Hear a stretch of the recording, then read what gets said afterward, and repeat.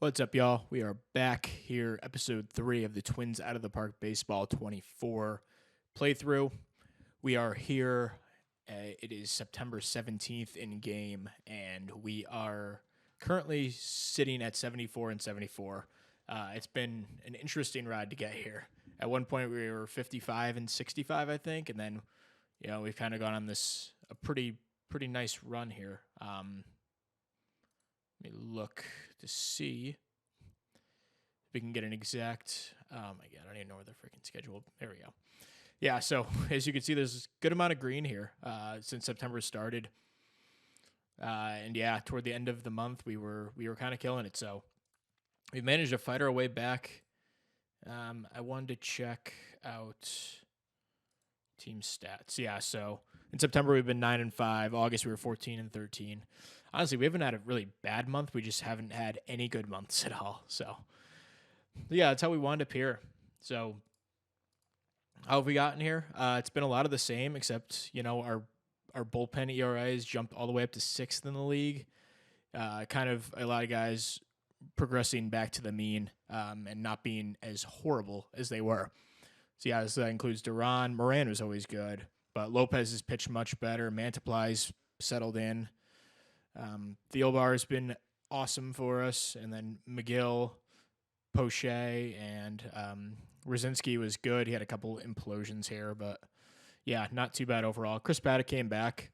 I slot him into the rotation. I'm kind of running a 6-man rotation right now. That might change down the stretch here, but I did want to get some guys some starts. And honestly, since I kind of started like giving up when we were 55 and 65, we've kind of been doing really well. So yeah, Correa's been leading the way still, having a really good year. 854 OPS, 295 average. Jose Miranda's been fantastic. A 131 WRC plus, 3 WAR. Looks like he might have a 2,500 season. Really cool. Buxton's WAR is pretty low. I mean, he's played a decent center field, not really great, but he's stayed mostly healthy. He had a little 2-week injury, but besides that, he's been out there every day, which is awesome. Polanco's definitely regressed back to the player we probably should have expected, but still 108 WRC plus with solid infield defense. I guess a little below average, but yeah, I mean, I'll take that. And he's still walking at a pretty good clip, almost 10%, so not too bad. Max Kepler, he might have a 2 WAR season, mostly off of his glove. He's played a really good right field this year. Could win a Gold Glove again. He's also hurt, I just noticed, so knee tendonitis. Yeah, I'll probably stay out there. Maybe I'll slot Wallner out into right, who has cooled off a bit, but still been really good. I think he's batting cleanup for us right now. And then Tomas Nido, of all players, he was doing a lot better prior at one point, but yeah, he's been awesome. He's now playing every other day at catcher. Kind of like I said, I can kind of get Christian Vasquez's production for 1/10 of the price. Although Vasquez has been fine too, so. And those two are a really good catching duo. We called him Andrew Stevenson, and he's been awesome. He's been playing a little bit. He was starting in center when Buxton was down, but I'm still trying to get him out there every once in a while. Not quite as much. Maybe I should put him out there a little bit more, but we called up top prospect. One of our top prospects, Brooks Lee. He's playing quite a bit, and in 31 plate appearances, has been tearing it up. 182 WRC plus, walking 13% of the time, and only striking out 16. So, yeah, he's split time between a little bit of third base, a little bit of left field, and DHing as well. So, Solano's almost been relegated to the bench exclusively. Yeah, I mean, he's just an older version of Brooks Lee, like a utility infielder. So, not really too much reason, even though he was having an okay season. Like, I'll take a 95 WRC plus and 0.3 WAR. Royce Lewis, we're trotting him out there because I want to see what we got in him. And he's turned it around recently.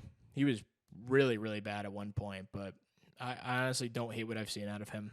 And he's held his own at third. I think he can get a little bit better, but he's there for now. And then Larnach and Celestino have been called up and been okay in small little bursts when we've needed them. Larnach was a September call-up, and and so was Brooks Lee, but obviously Brooks Lee playing a lot more. And then Griffin Jacks we called up at the end of the when call-ups happened, and he's only pitched one game, but he was good. So, boom, there we go. We have a doubleheader today against Chicago, and then we go to Cincinnati to play a 3-game set there. Our remaining schedule is not too daunting. We could actually do this, and that's kind of why I believe in this. So, we got 2 against the White Sox, 3 against Cincinnati, 3 against LA, who they've been pretty good, but they're beatable. Especially their rotation looks like it's been garbage. And then we go to Oakland, who have been bad, and then Colorado, who have been dreadful. So I think we can make the playoffs realistically. We are, let's see, we got to jump 1, 2, 3, 4 teams to get in that final spot. And then the Mariners and Orioles are kind of hanging around that 2 and 3 spot. The Angels look pretty locked in. But, I mean, we're 2.5 games back with, how many is that to go? 14 to go. So let's just run through this and see if we can pull this off. So it looks like one of the games got rained out against the Reds again. Or against Chicago. They both get rained out? Wow. So we beat Cincinnati 3-0. Brooks Lee, a couple of hits again. Wow, he's been great. Paddock, stud. And game 2 against Cincinnati, we lose 3-4. Christian Vasquez looked like homered. And then Pablo Lopez just wasn't too good. So we'll go to game 3, try to take the set against Cincy, and we win 10-8. It's like Miranda had 3 hits. Tomas Nido, hero of the team, 2 hits, 4 ribbies.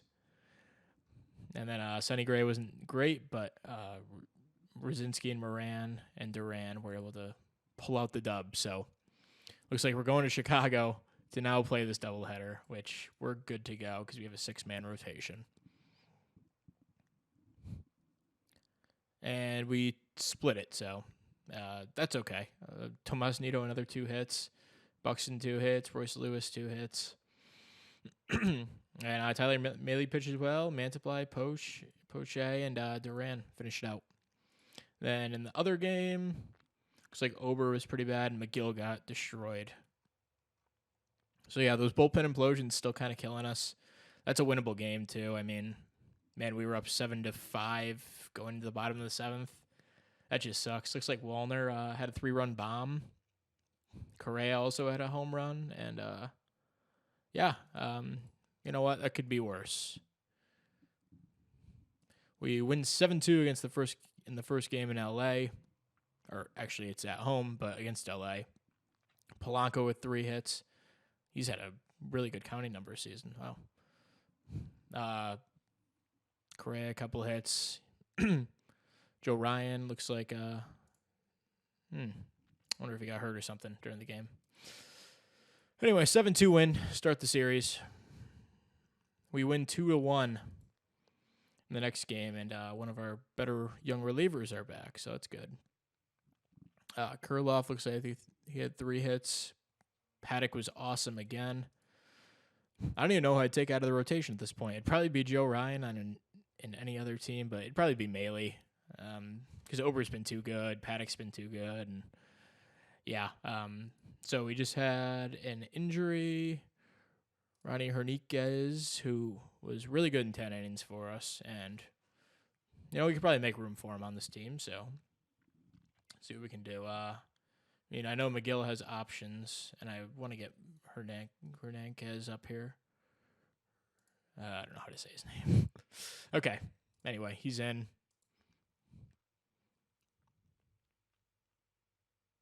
And we sweep the Angels. Wow. Brooks Lee, another 2 hits. Big offensive day for us. Pablo Lopez is good enough, and the bullpen's solid. So, let's check in where we are. Looks like we actually lost ground there after that little streak, but man, it is tight from the Rangers to the Jays for that last wild card, and even the Orioles aren't locked in completely. So, We go to Oakland, and then we play Oakland, and then we play Colorado to end the year. In Colorado scares the shit out of me, but yeah, let's do it here in Oakland, or against Oakland in Minnesota. Wow, I keep messing that up. Polanco with 3 hits, and we went 7-5. Looks like Mantiply did his best to blow it for us, but we survive. So there we go. We make a little bit of room. We actually move ahead of the Blue Jays, which is cool, but doesn't help us too much. We still have 4 teams to jump. We lose 2-0, unfortunately. Behind a pretty good start by Ober. Rosinski held us in there, and then, yeah, the offense just couldn't get anything going against Ken Waldichuk. Wow. Holy crap, what a season for him. If that happened, I'd be pissed as a Yankees fan because we got Frankie Montas for him. But anyway, 5-2 win to wrap out the series. So we take 2 or 3 against Oakland. And now we head to Colorado. Looks like Griffin Jacks had a nice relief appearance. So we have it lined up. Joe Ryan, Chris Paddock, Pablo Lopez to end the season. We could even slide maybe Sonny Gray up there. If we'll see where we get to. But game 1 in Colorado, we lose 5-3. That sucks. Because that kind of necessitates we win out here, I believe. Yeah, we have to win out and hope the Orioles and Yankees lose both of their last 2 games. So let's see if we can do it. In Colorado, game 2, we win 6-4. Don't get too excited yet. Man, our offense has been great. I'm really happy with how that came along this year. So technically, we're still alive. Yankees and Rangers still ahead of us, and 1 game to go. We got to hope they lose, and we need to win this game. So Pablo Lopez or Sonny Gray here. I think I'm going to go Pablo Lopez. Big offseason accusation for Luis Arraez, and let's see what he can do. And, yeah, that was bad. Yeah, 6 runs in an inning 2/3. So I don't even want to look at the box score. Anyway, we wind up losing. So we finish, pretty deep down actually in the standings. But, yeah, the Yankees, if we won that game, we could have forced a 3-way tiebreaker with the Yankees and Rangers. But that's unfortunate. Season's over. So in the next part of the episode, we'll go into the offseason and kind of go through there and make a plan, probably the next part. So we'll be back with that. Really quickly going to jump back in. It looks like Jose Miranda actually won the batting title with a .316 average this year, capping off an excellent season from him. He'll definitely be back in some capacity, either at first, maybe third, maybe a corner outfield spot, who knows, but he'll definitely be on the team and play a big part for us. But yeah, just wanted to update on that, so that's really cool.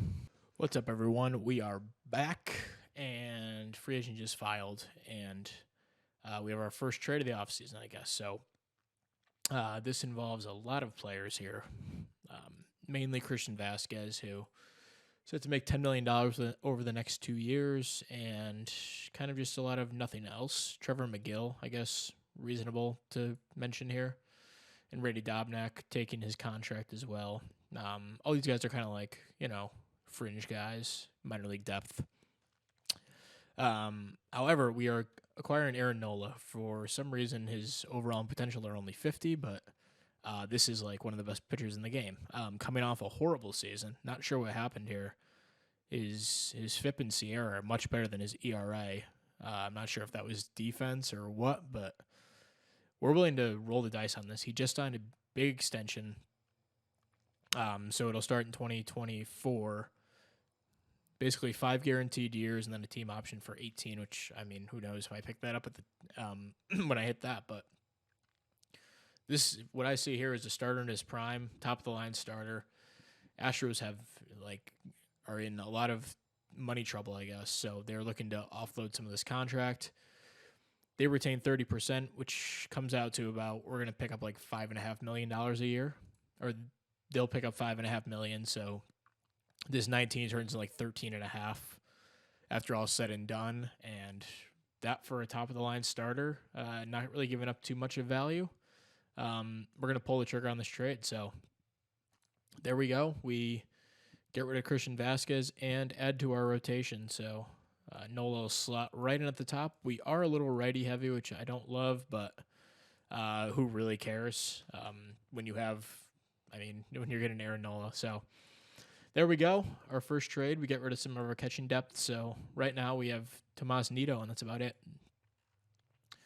Not really too much in the minors. Jefferson Morales, more of like a corner outfielder, like utility type. Maybe you can fill in a catcher occasionally, but I'm not relying him on to be a backup catcher, or starter either. But looking at the free agent market, there's really no one too interesting. There's some relievers, but we got to save our money because we don't have a ton. I increased a lot of our budgets, but like our scouting and development budgets, but we offered a contract to Jordan Hicks, who only asking for $1.6 million. A combo of him and Duran in the back of the bullpen would be crazy. So, just enjoying listening to that in my head. So, we also offered a contract to this Quan guy, interesting pitcher, and this guy, Jorge Grelales, who wanted a minor league deal. So, besides that, nothing really too interesting out here, free agent-wise. I guess we could bring back Sonny Gray in some world, but he's asking for a little too much. I guess Jack Flaherty's here, too.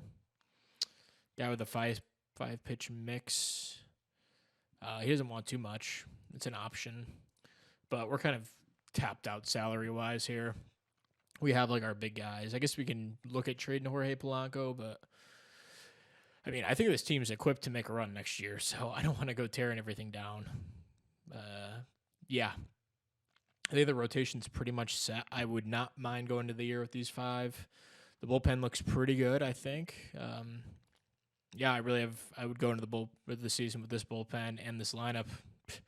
It was good last year. I guess the only thing we lost was Vasquez, but Tomas Nido was just as good. Not like I'm expecting that next year, but if he can give us good defense and we get a catcher that's capable of playing good D as well, not too upset about that. Also, we'll have Drew Waters returning. We'll have Stevenson back. We'll have Celestiano as depth and Larnack as well. Brooks Lee will take over as the utility, probably super utility guy. We'll probably play him in the outfield, try to get him 4 or 5 starts a week, and then see what happens from there. And we have some good minor league depth with this guy, Julian, first base prospect mostly, but can play a little corner outfield. He's down here, had a really good year in AAA, 24 years old. He'd probably be the first guy up, I would say, if we had an injury, even though he's not on the 40, but that's okay. We have plenty of room on our 40-man anyway. We'll probably look to make some depth signings, but I don't think we're going to be too active in free agency at this point. Maybe look at some other trades. There were some interesting guys on teams that are strapped for salary, but we can't really afford to take any more on after the Nola trade. So I'll sim up to whenever anything exciting happens. We'll get back. All right, everyone. So we just went through the Rule 5 draft this season, and typically I don't like to take those, the top prospects, the 21-year-olds that kind of slip through the cracks for whatever reason that probably should have been added to the 40. So with all that taken into account, I did make a selection. We picked up Matt Gorski, almost 26. He'll be 26 in a couple days, and good outfield defense. Not a bad batting profile here. Had a mediocre season in AAA last year, but he's out for 2 months. If he comes back and competes in spring training, he could potentially make this team as our backup outfielder. Because mostly, we don't have a ton of guys out here. We've got Stevenson, we got Celestino, and we got Waters. None of these guys have really proven much. I'd prefer Waters to make the team, but if he doesn't perform, I have no problem giving that to Gorski and letting Waters work it out in AAA. So there we go. That was that move. And then transaction log, we wound up signing Jordan Hicks. 1 year, $1.5 million. He'll be our 7th inning guy as of right now.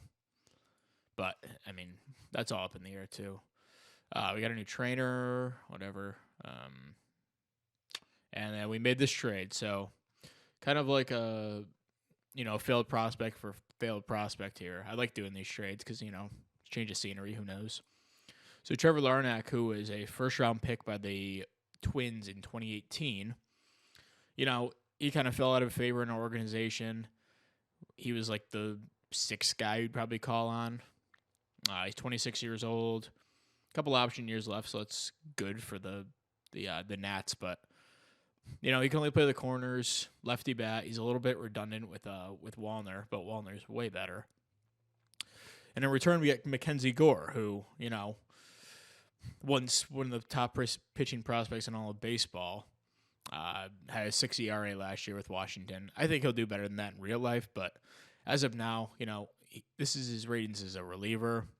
As a starter, this isn't going to play. So I'm going to try him out as a reliever. He has a couple option years left, which is good. Or maybe one more option year. I don't think it's refreshed, but yeah, he's only 25. Who knows? Maybe we run something there, but yeah, at this point, Larnach didn't really have a spot on the team. So yeah, I think our team's pretty much this is probably what I'm going to roll out opening day. I mean, pending injuries or anything, but I mean, I don't think it's a very bad team. I think we could definitely make a run for a playoff spot. We were missing the top of the line starter. I think we got it in Nola. We'll see. Still don't understand how he's 50 overall with these ratings. Maybe there's something new in this year's game or maybe it's only because he had a really bad year that the scouts aren't as high on him. But we'll see. Maybe this backfires on me and he sucks. But yeah, we're gonna sim ahead and get back to you guys when something else happens. All right, so the international free agent signing period just started, and we got our guy Jesus Montez. He'll be our big signing. We used up all our cap on it. I'm not sure if that's how you're supposed to do it in this game, but until I'm proven otherwise, I'll do that, I guess. Out of Dominican, 17 years old. It might be 18. He'll be approaching 18 by the time this season starts, so he might actually make his debut this season down in rookie ball. Corner outfielder, but could be a really good one. And we'll see what happens with him. But yeah, that's the international free agent signing period. All right, we're going to wrap up the episode here. It's the beginning of spring training. We made one final move, which is bringing in Mike Zunino. His contact dropped actually a little bit, but I mean, it's actually a minor league deal. I don't actually owe him any money unless he makes the team, which I think he will. But mostly just a good defensive catcher at the very least who can hit a couple bombs. So him and Tomas Nido kind of bring Nido's more a well-rounded hitter relatively. And Zunino's the all-or-nothing guy. So, but both good defensively, and that's all I really care about. So this is the spring training roster, whatever you can look if you want. Pitchers, a couple guys of note that are up here with the spring squad are first-round pick Chase Dollander. He'll be up here, and then a couple of our top prospects. So Mercedes will get a little bit of time. Guzman, Rodriguez, Brooks Lee, obviously, and then Byron Churia, whatever. But anyway, that'll be the end of the episode. Thank you very much for watching the off-season episode, and we'll get into the regular season next time in episode 4. So thank you very much. We'll talk to you next time. Bye.